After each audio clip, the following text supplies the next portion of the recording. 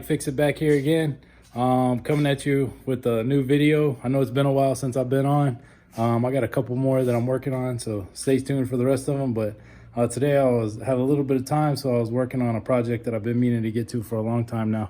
I've got a 53 Ford rat rod, and I grew up in the 90s whenever there was like kind of a mix and fusion between hot rod culture and lowrider culture. So I liked both of them. I grew up in South Texas, and there's a big Hispanic Latino population there, and you know, so I got kind of introduced to both of them. Hot rods at home, and then, you know, when I would go out, I would see some of the lowrider culture, and I really appreciated both of them. So one of the things that I really liked was the lace design and lace work. So I decided to try it myself, and I'm not a professional painter or anything like that, so I just used what I've searched a couple of YouTube videos, and you can see. I'll show you the process.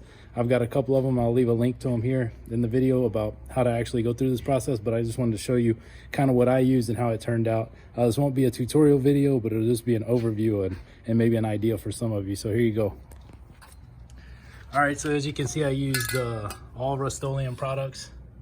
All right, so for my base coat on there, I used this Rustoleum high performance enamel aluminum. It's kind of more of an industrial paint, and that was my base coat. And then I used this glitter for my flake. We'll see how that turns out later on. And I used the flat to go as the top coat. So top coat, base coat, top coat, and then glitter. And then I went over it with some Rustoleum gloss clear. All right. And then I used this flexible measuring tape, some pinstriping tape to lay out my stripe that you'll see around the edge. Obviously some tape, and you'll need some lace, some type of lace. All right. I just used some lace that I got from Goodwill. Paid about like $2 for like 4 panels. I only used 2 panels. But anyway, here you go. So this is the finished product. You just follow normal paint step procedures.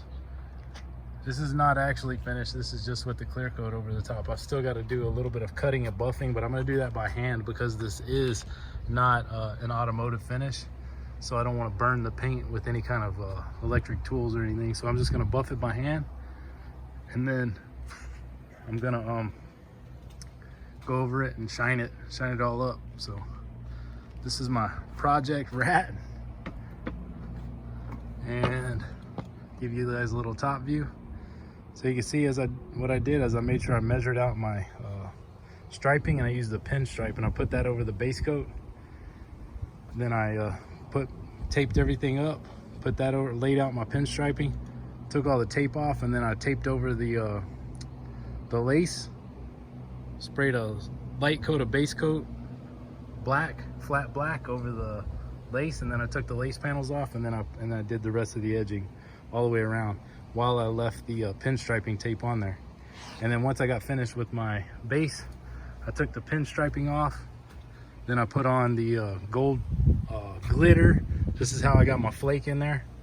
I put that gold Rustoleum glitter on there, project glitter. I didn't spray it directly on there. I held it about a foot away and just kind of dusted it on there lightly until I got it to about where I wanted.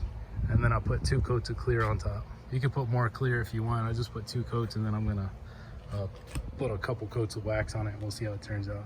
As you can see, my car's still a little bit busted, and I need to do a lot more work to it, but it runs, it drives, and now it's got a cool top.